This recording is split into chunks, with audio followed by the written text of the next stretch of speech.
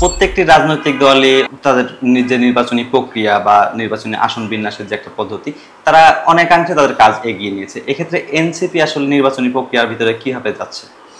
আমরা তো আমাদের একটা সাংগঠনিক তৎপরতা, সাংগঠনিক কার্যক্রমটাতে এখন পর্যন্ত জোর দিচ্ছি।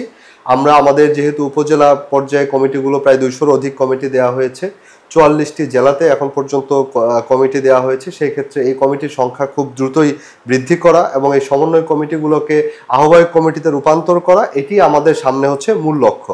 এর পাশাপাশি যখন জুলাই সনদের একটা আইনি ভিত্তি এবং বাস্তবায়নটা হয়ে যাবে, তখন আমরা আমাদের যে সাংগঠনিক ভিত্তি রয়েছে, সাংগঠনিক কাঠামো রয়েছে তৃণমূল পর্যায়ে, সেটি দিয়ে আমরা খুব অল্প সময়ের মধ্যে নির্বাচনের যে কোনো প্রক্রিয়ার সাথে যুক্ত হতে পারবো, জড়িত হতে পারবো। এটি নিয়ে আমরা এখনই বিশেষ কিছু চিন্তা করছি না।